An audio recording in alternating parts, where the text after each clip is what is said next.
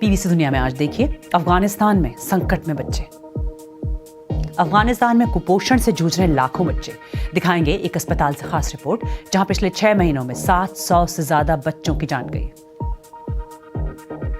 स्वागत है आपका पीबीसी दुनिया में। मैं हूं सारिका सिंह। जानेंगे क्या है अफगानिस्तान से ये ग्राउंड रिपोर्ट, लेकिन पहले हेडलाइंस। जर्मनी की गृह मंत्री नैन्सी फेजर ने किया देश की सभी जमीनी सीमाओं को अस्थायी तौर पर बंद करने का ऐलान। कहा, अवैध प्रवासियों को रोकना और इस्लामी चरमपंथ से लोगों को बचाना इस कदम का है मकसद। वियतनाम के उत्तरी हिस्से में तबाही के निशान छोड़ गया चक्रवाती तूफान यागी। 60 से ज्यादा लोगों के मारे जाने की खबर। भूस्खलन और पुलों के बहने से हुआ भारी नुकसान। सूडान में गृह युद्ध में उलझी सेना और पैरामिलिट्री को मिल रहे हैं विदेशी हथियार। ह्यूमन राइट्स वॉच की रिपोर्ट में दावा, यूएन के प्रतिबंध के बावजूद पहुंच रहे हैं चीन, ईरान, रूस, सर्बिया और यूएई में बने हथियार।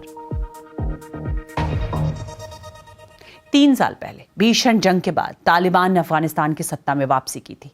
तब से कई देशों ने तालिबान के शासन को मान्यता नहीं दी है और तालिबान ने भी अंतर्राष्ट्रीय मदद पर कई तरह की पाबंदियां लगाई हैं। इस बीच इस देश में बच्चों को लेकर बड़ा मानवीय संकट गहराता जा रहा है। क्यों बने ऐसे हालात, दिखाएंगे खबर स्टोरी में।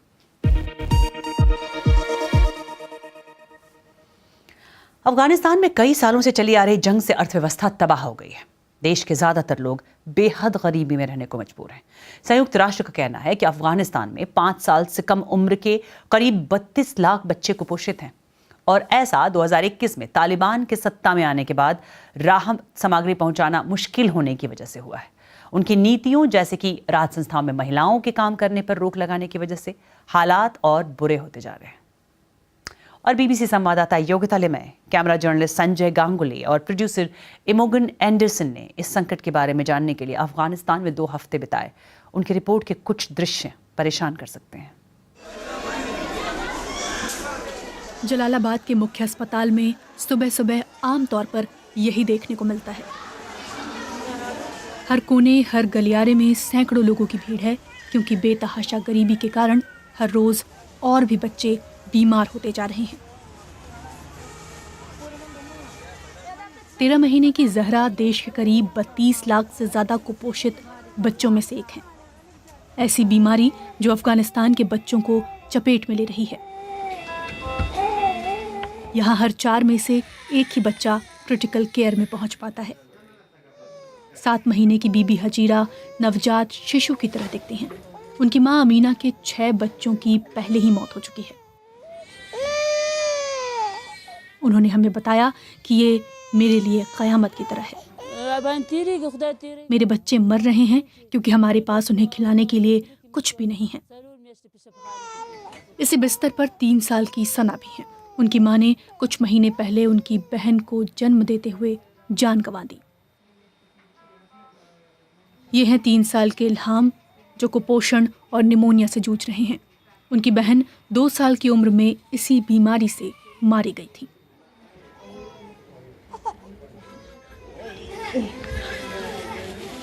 इस एक ही कमरे में मौत की दर्जनों कहानियां दर्ज हैं। नसीबा ने अपने 4 बच्चे खोए हैं और अब वो अपनी बच्ची अस्मा को मौत से संघर्ष करते देख रही हैं। उनके छोटे से शरीर में कई तरह के इन्फेक्शन हो गए हैं। यहाँ लाने से पहले ही अस्मा की हालत बेहद गंभीर हो चुकी थी।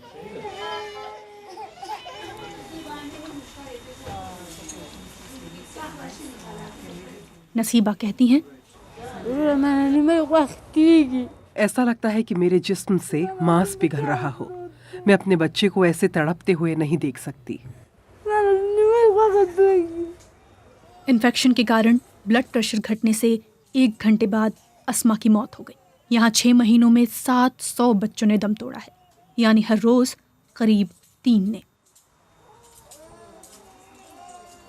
We found out about the death of baby Asma when we came back. हमें अस्मा नाम की बच्ची की मौत का पता तब चला जब हम उसके बारे में पता करने इस वार्ड में लौटे।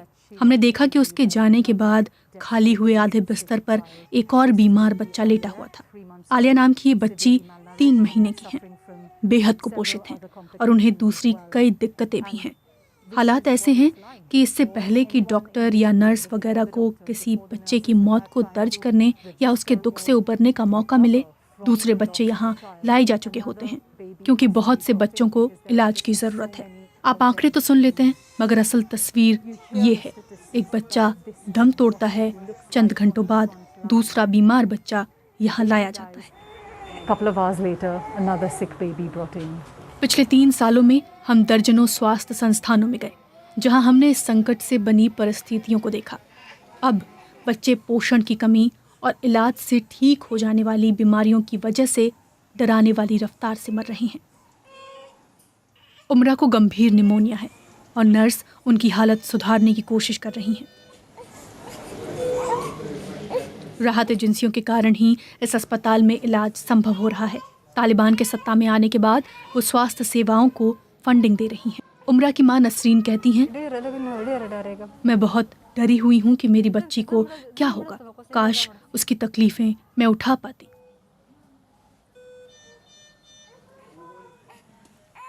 दो दिन बाद उमरा की भी मौत हो गई। ये सब मौतें तो दर्ज की जा रही हैं, मगर अस्पताल से बाहर भी बच्चे जान गंवा रहे हैं और मौतों का आंकड़ा भी कम दिखाया जा रहा है। साथ ही बच्चों में सही से विकास न होने के मामले भी बढ़ रहे हैं। 5 साल से कम उम्र के 45% बच्चों पर इसकी मार देखने को मिल रही है। मोहम्मद की उम्र 2 साल है, मगर वो काफ़ी छोटे रह गए हैं और खड़े भी नहीं हो पाते। उनकी माँ रॉबीना कहती हैं, डॉक्टर ने मुझे बताया कि अगर इसे अगले 3 से 6 महीने तक इलाज मिलता है तो ये ठीक रहेगा, लेकिन हम तो खाना भी नहीं जुटा पा रहे। इसके इलाज का खर्च कैसे उठाएंगे? मुझे डर है कि वो विकलांग हो जाएगा और चल भी नहीं पाएगा।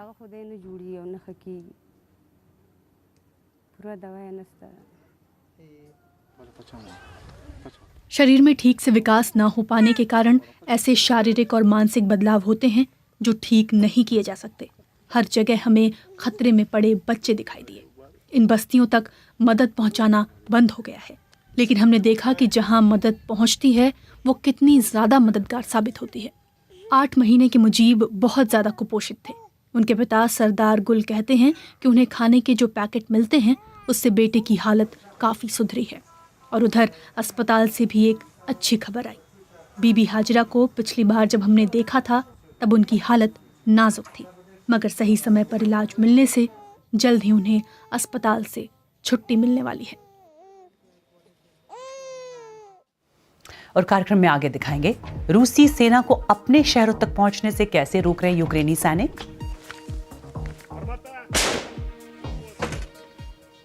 और बात मध्य पूर्व की। कब्जे वाले वेस्ट बैंक और जॉर्डन की सीमा पर बनी क्रॉसिंग में गोलीबारी की घटना के बाद इसे दोबारा खोला जाएगा। किंग हुसैन क्रॉसिंग के पास बीते रोज गोलीबारी की घटना में 3 इजरायली मारे गए थे। जॉर्डन के गृह मंत्रालय ने कहा है कि हमला करने वाला शख्स जॉर्डन का नागरिक था जो ट्रक चलाता था, जिसकी इजरायली सुरक्षा बलों की गोली लगने से मौत हुई। उधर सीरिया की सरकारी समाचार एजेंसी ने दावा किया है कि इसराइल ने सीरिया में 5 जगहों पर हमले किए हैं, जिनमें कम से कम 14 लोग मारे गए हैं और 1 दर्जन से ज़्यादा लोग घायल हुए हैं। इसराइल ने सीरियाई हवाई हमलों के बारे में अब तक कोई टिप्पणी नहीं की है और ऐसे हमले करने वालों की बात को वो कम ही स्वीकार करता है। BBC संवाददाता सईद शहाता इस पर और जानकारी दे रही हैं। It's reported by some sources that one of these कई सूत्रों से मिली जानकारी के मुताबिक इनमें से एक सेंटर का इस्तेमाल रासायनिक हथियार बनाने के लिए किया जाता है और कुछ में ईरानी सैन्य विशेषज्ञ रहते हैं। इसराइल ने इस पर तुरंत कोई टिप्पणी नहीं की है। आमतौर पर वो इन मामलों पर टिप्पणी करता भी नहीं है, लेकिन सीरिया के मुताबिक पिछले साल 7 अक्टूबर के बाद से इसराइली हवाई हमलों ने उनके देश में कई जगहों को निशाना बनाया है। इनमें से सबसे बड़ा हमला अप्रैल में किया गया था, जब ईरानी दूतावास को निशाना बनाया गया था। तब वाणिज्य दूतावास नष्ट हो गया था। इस घटना में ईरानी रेवोल्यूशनरी गार्ड के कुछ वरिष्ठ कमांडर मारे गए थे। इस हमले के जवाब में ईरान ने इसराइल पर सैकड़ों मिसाइलें और ड्रोन दागे थे। इससे पहले ईरान और इसराइल के बीच ऐसा कोई सीधा टकराव नहीं हुआ था। पिछले महीने रूस के कुर्स्क इलाके में घुसपैठ के बाद यूक्रेन का मनोबल काफी बढ़ा है, पर बीते हफ्ते रूस ने इसके जवाब में कई घातक मिसाइल हमले किए। इसके अलावा यूक्रेन अपने ही देश के कुछ प्रमुख इलाकों में पिछड़ता दिख रहा है। पूर्वी यूक्रेन में रणनीतिक रूप से अहम शहर प्रोकोस्क से महज 8 किलोमीटर दूर जंग हो रही है। इसकी वजह से हजारों लोगों को शहर छोड़ने के लिए मजबूर होना पड़ा है। यहाँ यूक्रेनी सेना ने कैसे मोर्चा संभाला है, देखिए BBC संवाददाता अब्दुजलील अब्दुरासुलोव की ये एक्सक्लूसिव रिपोर्ट। मैदान जंग में सबसे ज्यादा मायने रखती है रफ्तार।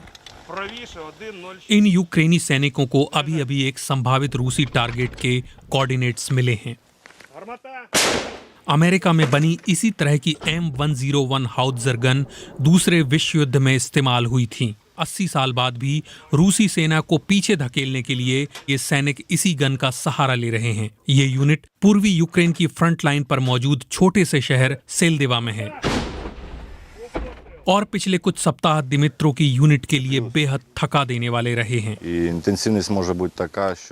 बहुत घमासान लड़ाई हो रही है। हम दिन में 200 राउंड फायर करते हैं। दुश्मन भी छोटे समूह बनाकर हमले जारी रखे हुए है। कभी कभी तो 60 लोग हमारी सुरक्षा पंक्ति को तोड़ने की कोशिश करते हैं, तो हम अपनी सैन्य टुकड़ियों को कवर देते हैं। रूसी टुकड़ियां इस शहर में पहुंचने की कोशिश कर रही हैं।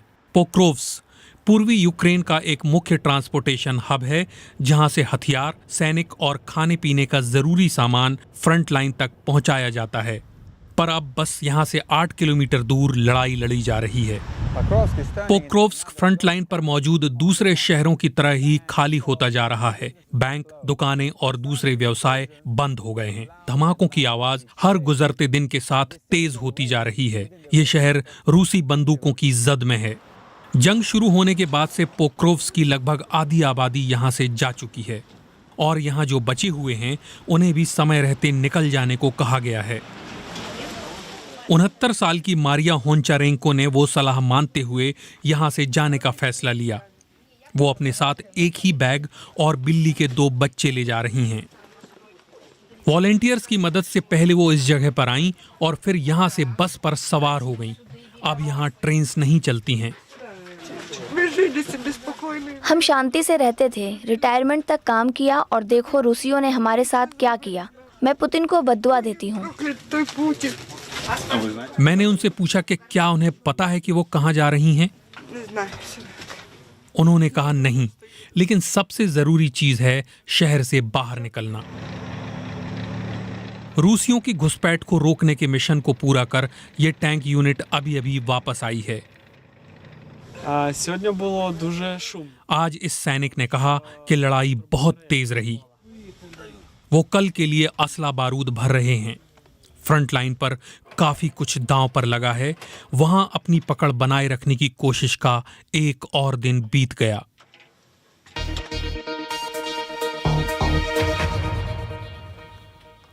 और बाजारों में ऐसे खिलौने आने लगे हैं जो आम लोगों की तरह होते हैं। बीते कुछ हफ्तों में ऐसी बारबी डॉल आई है जो देख नहीं सकती। विकलांग खिलौने भी अब आने लगे हैं। इसी बीच ब्रिटेन में एक कंपनी सिख टॉय लेकर आई है। उम्मीद की जा रही है कि इससे बच्चे अपने धर्म से जुड़ेंगे। देखिए राज कौर बिल्खू की report. So the children had seen it on YouTube. बच्चों ने YouTube पर इसे देखा और वो काफी एक्साइटेड हो गए। उन्होंने कहा कि माँ, वहाँ ऐसे खिलौने हैं जो सिखों जैसे दिखते हैं। उन्होंने कुछ ऐसा देखा जो उनकी संस्कृति, उनके धर्म का प्रतिनिधित्व कर रहा है। उन्होंने तय कर लिया था उन्हें एक खिलौना चाहिए ही। इन खिलौनों ने बेलिंडा की 10 साल की बेटी को अपना धर्म अपनाने में मदद की है। ये देखकर काफी अच्छा लगता है कि तारा अपने धर्म का पालन कर रही है। वो अब बीच बीच में अपना सिर ढकती रहती है। मेरे धर्म का मेरे लिए मतलब है बराबरी, प्रेम, साहस और हार न मानना। कोवेंट्री में खालसा टॉय स्टोर साल 2021 में बना था। उन्हें इस बात का अंदाजा नहीं था कि इनकी मांग इतनी ज्यादा होगी। मैं अपने बिजनेस पार्टनर के साथ उनके घर पर था। उनके बच्चे खिलौनों के साथ खेल रहे थे। उन्होंने कहा, डैड, हमारे पास ऐसे खिलौने क्यों नहीं जो हमारे जैसे दिखते हों। हमें लगा कि वाकई हमारे पास ऐसा कुछ क्यों नहीं है जो हमारी छवि और हमारी शारीरिक विशेषताएं दिखाता हो, क्योंकि हम काफ़ी अलग दिखते हैं।